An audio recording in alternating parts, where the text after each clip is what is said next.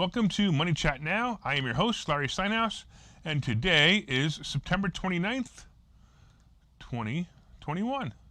All right, let's talk a little bit about what's going on today, but first I want to make sure that you guys remember to hit the share button, hit the like button, and let me know you enjoy the show by leaving comments.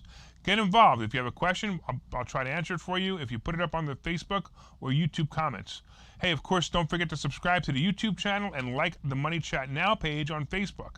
Money Chat Now is brought to you by Investor Schooling, and you can attend a complimentary class this Thursday, that's tomorrow night, by going to investorschooling.com. You'll learn about real estate investing, you'll learn about stock options trading, and you'll learn about it from those who do it every day. So on today's show, we're going to be talking a little bit about the market update. We're going to be talking about Warby Parker IPO, the debt ceiling vote, inflation and supply bottlenecks, what happened to Evergrande. We're going to be talking about $1.50 tree. You'll be interested in that in a little while. And of course, we're going to talk about some of my favorite picks and the wrap up.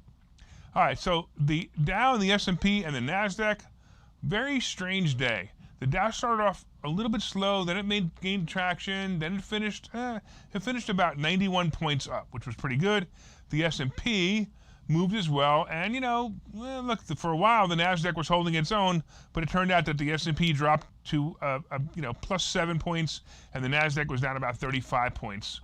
Not that great, but hey, it wasn't as bad as yesterday, because if you remember, yesterday, the market was pummeled, and it was down, if you remember, the NASDAQ was down about 400 points.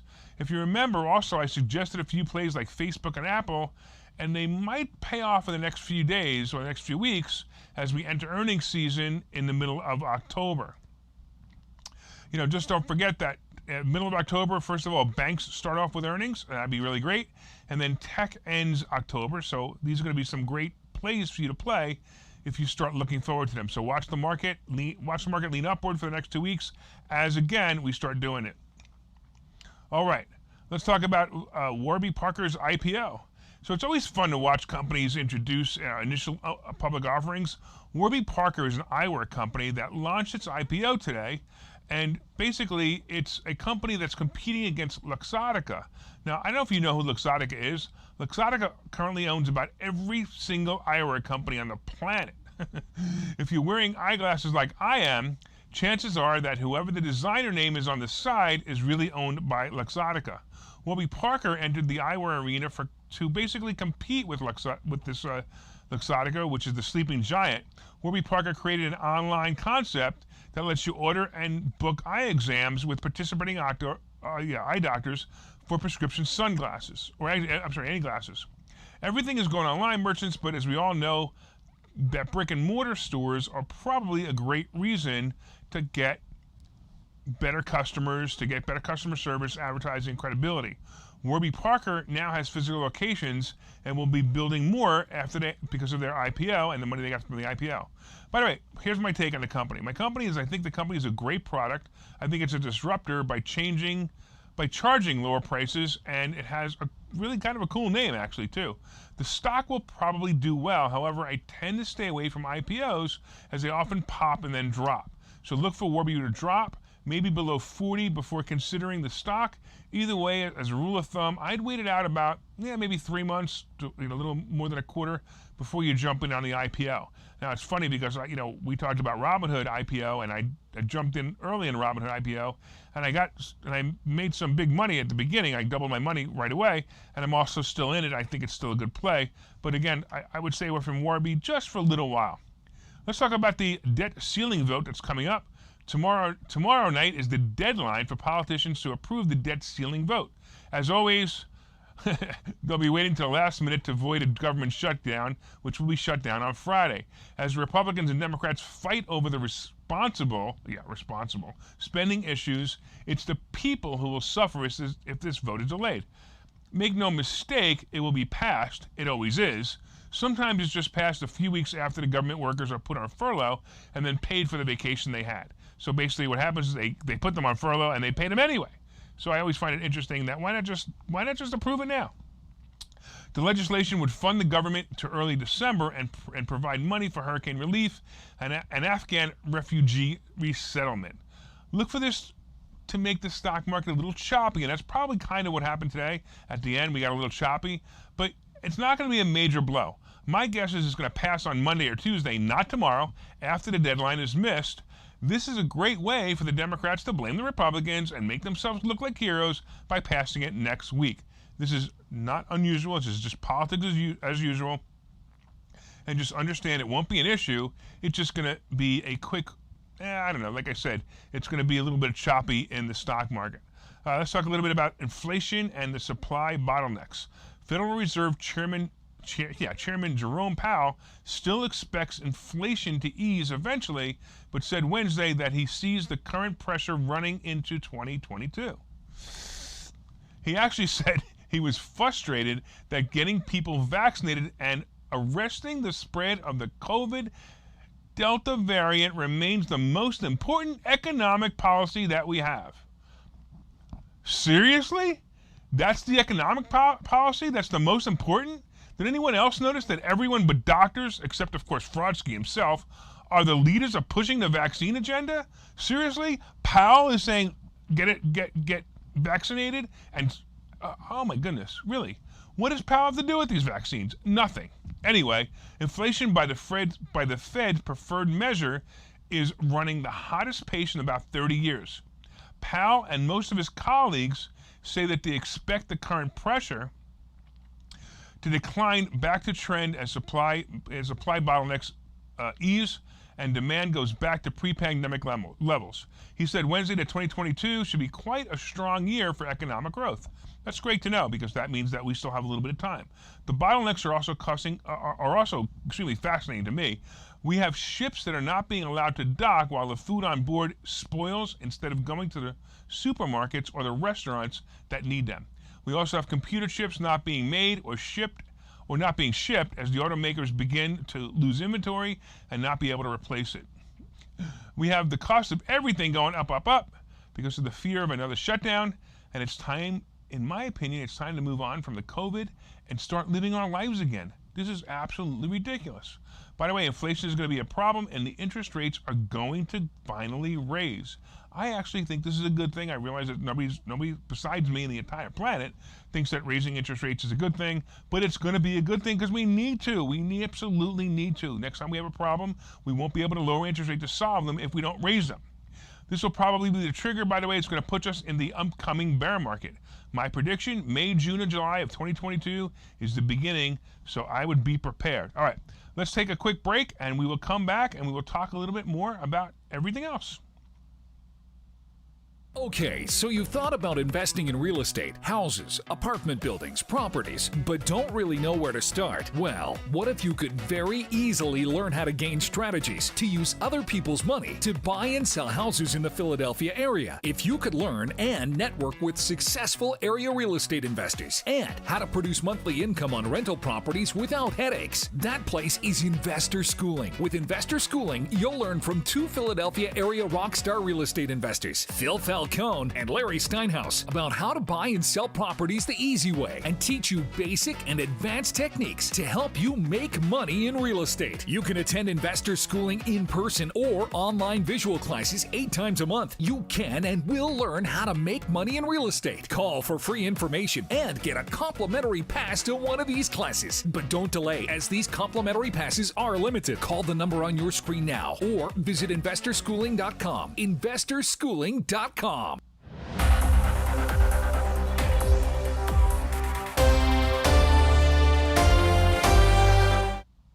Welcome back to Money Chat Now. I'm your host, Larry Steinhouse, and so far we've been discussing the market update. And look, the market did okay today.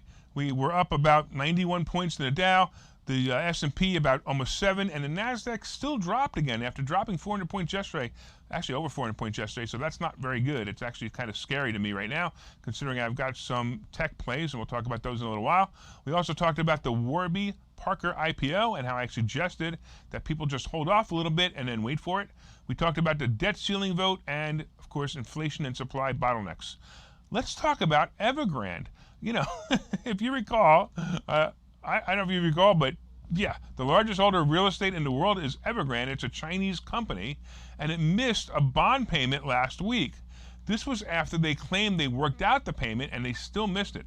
If you also recall, last Monday the market tanked about 1,000 points because of the fear Evergrande wouldn't be able to survive and the shareholders would cause a Lehman Brothers episode like in 2008. Well, the market bounced back and ended the week up last week. However, Evergrande never even made the payment, and now they have another payment to make tomorrow. To solve this problem, Evergrande said it will sell 1.75 billion shares of its ownership in Shanghai Bank to the Shangling, whatever, finance investment company at 5.7 yen per share. All right. Markets are closely watching to see if the firm will meet tomorrow's $47.5 million interest payment due. Actually, it's due today. My guess is they're going to miss the payment, and and this is going to cause a little speed bump in the market, and basically we'll see what happens this time. I told you last week that I thought this would be a distant memory, and quickly it probably will be. Let's go into talk a little bit about Dollar Tree. Dollar Tree popped today as the retailer raised its prices to over $1. They're now called $1.50 Tree. No, I'm just kidding. But, the move was bound to happen. I've known people with Dollar Store franchises, and I learned that these owners are able to buy items for less than a third of $1 to sell, and then they sell them at $1. Because the price is so low, the average consumer picks up many items on the way out to the door, or way out to the register. This makes huge profits and huge sales. Of course, with the inflation we were just talking about that we're experiencing, they probably aren't able to buy dollar items for 33 cents any longer, so the price increase was inevitable. I actually told you a few weeks ago that this was going to happen, and here it is. We talked about Dollar Tree a couple of weeks ago, and I said there's no way Dollar Tree can keep the prices at $1 or below, and they will definitely be raising their price. So here you go. As I've said before, the show will tell you what's going on, and if you're paying attention, you're going to be able to make some money, and that's basically what happened to the people who were in Dollar Tree. I had a couple of texts today that people said, wow, I killed it in Dollar Tree, I killed it in Dollar Tree, I killed it in Dollar Tree, and they killed it in Dollar Tree because what we talked about. Hey, I want to remind you guys, too, that I've got a new book coming out. The book is called Money Hacks, and it's called Money Hacks, and it's a bunch of different ways that you can save money and make more money, and the subtitle is Because Everything You Think You Know About Money Is Wrong. So look forward to that book coming out. It'll be coming out probably the end of the year, and I'm looking forward to getting your opinion on it. And if you saw my post on Facebook the other day, we actually picked the cover. It was the orange one, so orange book cover good. Or, yeah, okay. All right. All right. Let's do this real quick. We're actually going to take a quick short break and get back to you guys in a few minutes, and we're going to talk about everything else that's going on because there's some really cool stuff going on in the market. Talk to you in a minute. Investor schooling needs a new slogan. Investor schooling? Never heard of. Investor schooling? Never heard of. Investor schooling? Never heard of them. Any suggestions? Phil? Investor schooling. We never heard of you either. Investor Schooling. We never heard of you either. Register for a free class at investorschooling.com. Investor schooling. Those guys are everywhere. Investor schooling? Those guys are everywhere. Investor schooling? Those guys are everywhere. Investor Schooling. Those guys are everywhere. Register.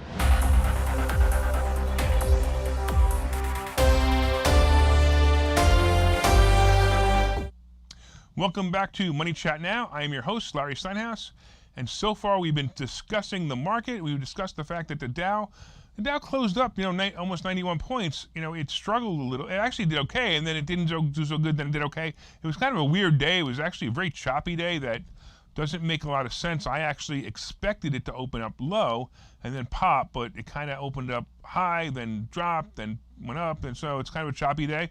The S&P up about 7 points, and the NASDAQ again dropped 35 points after dropping yesterday 435 points. That's bad. I'm not happy about that whatsoever. Even gold is down to 17.25, and silver's down to 21.5. Ugh, yuck, not good. Hey, by the way, for you guys who are into crypto, even Ethereum is down, to 2,700. I'm looking for 2,200, and I'm buying back in, by the way, if I get into crypto. All right, so we've also been talking about Warby Parker's IPO, and the fact that Warby Parker is a great company. I like it, but I would wait just a couple of months, maybe 2 or 3 months before going in. We talked about the debt ceiling vote, and it's my opinion that they're going to miss the vote. This is going to happen. They're going to miss it. And they're going to close the government down for at least one day and probably open it back up on Monday or Tuesday. And also we talked about inflation and supply bottlenecks. We talked about the fact that inflation is coming. Jerome Powell said it's going to continue. And I also predict that May, June, July is when the market is going to tank. And I don't mean, it may tank quickly or it may tank slowly, but it's going to start its movement down. It's going to become the bear market that we're looking for, and it really is going to happen. I'm going to say, like I said, June, July, May, June, July. All right.